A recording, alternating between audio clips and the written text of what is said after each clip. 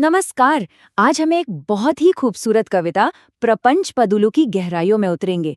ये महान कवि सी नारायणन रेड्डी की एक ऐसी रचना है जो हमें, आप कह सकते हैं, जिंदगी के कुछ बहुत जरूरी सबक सिखाती है। देखिए, बात शुरू होती है आत्मविश्वास से। स्वामी विवेकानंद ने एक बहुत गहरी बात कही थी कि दुनिया का इतिहास असल में उन चंद लोगों का इतिहास है जिन्हें खुद पर यकीन था। और जानते हैं, खुद पर से ये यकीन खो देना वो मौत के बराबर है। यही आत्मविश्वास, यही सेल्फ कॉन्फिडेंस सफलता की पहली सीढ़ी है।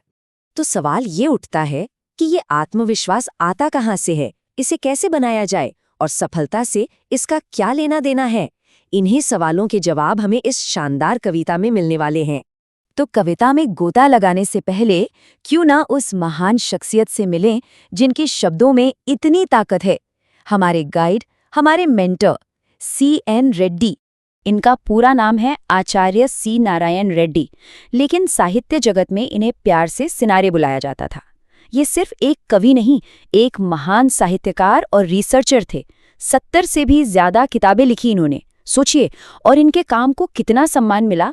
भारत सरकार ने इन्हें पद्म भूषण दिया और इनके महाकाव्य विश्वंभर के लिए इन्हें साहित्य का सबसे बड़ा अवार्ड ज्ञानपीठ पुरस्कार भी मिला। तो हम किसी बहुत ही पहुंची हुई हस्ती की बातें सुनने जा रहे हैं।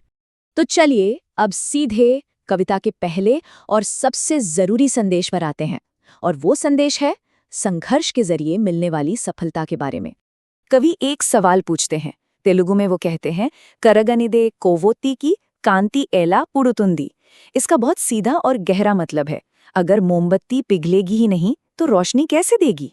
है ना कमाल की बात। मतलब साफ है, त्याग और मेहनत के बिना कुछ भी हासिल नहीं होता। और इसी बात को वो एक और उदाहरण से समझाते हैं। वो कहते हैं, चक्कनीदे शिलकड़ुपुन शिल्प मेला पुड़ुतुंदी। यानी कि एक पत्थर, जब तक उस पर छेनी हथौड़े की चोटें न पड़ें, उसे तराशा न जाए, तो उसके अंदर से एक खूबसूरत मूर्ति भला कैसे निकलेगी। तो सिद्धांत क्या निकला?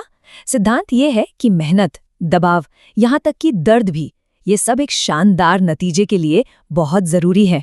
कोई भी महान चीज आसानी से नहीं मिलती, उसके लिए संघर्ष करना ही पड़ता है। चलिए अब कविता के अगले हिस्से पर आते हैं, जहां एक बहुत ही महत्वपूर्ण सवाल उठाया गया है। वो सवाल है, हम जो भी पढ़ाई लिखाई करते हैं, जो ज्ञान हासिल करते हैं, उसका असली मकसद क्या है। और इसका जवाब सी नारायण रेड्डी बहुत ही गहराई से देते हैं।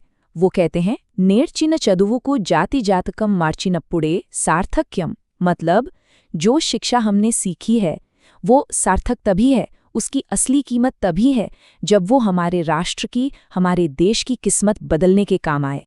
ये कितनी बड़ी बात है। ये हमें बताता है कि ज्ञान के साथ एक जिम्मेदारी भी आती है। जिम्मेदारी समाज में एक अच्छा, एक पॉजिटिव बदलाव लाने की। पढ़ाई लिखाई सिर्फ अपनी नौकरी या अपने फायदे के लिए नहीं होती। अब आगे बढ़ते हैं और देखते हैं कि कवि ने हमें सहनशीलता और धैर्य सिखाने के लिए प्रकृति यानी नेचर से कैसे प्रेरणा ली है। कवि हमसे पूछते हैं, एंतु दुन्निना मिट्टी की एप्पुडैना कलत उन्नदा। इसका मतलब है, जमीन को, धरती को कितना भी जोता जाए, क्या वो कभी परेशान होती है, कभी शिकायत करती है? नहीं, वो चुपचाप सब सहती है और बदले में हमें अनाज देती है। सहनशीलता का इससे बड़ा उदाहरण क्या होगा। और फिर वो नदी का उदाहरण देते हैं। वो कहते हैं, एंतु उरिकुना एत्तिकी एप्पुडैना नड़तुन्नदा। यानी नदी कितना भी बहे, क्या वो कभी थकती है? नहीं, वो तो बिना रुके, बिना थके बस अपनी लक्ष्य समंदर की तरफ बहती ही चली जाती है।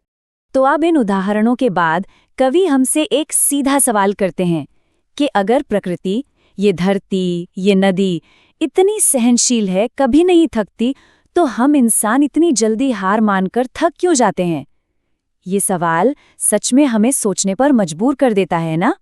तो फिर इस अद्भुत कविता से हम अपने जीवन के लिए, अपनी पढ़ाई के लिए क्या सीख ले सकते हैं?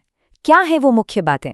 चलिए, जो मुख्य सिद्धांत सी नारायण रेड्डी ने हमें सिखाए हैं, उन्हें एक बार फटाफट देख लेते हैं।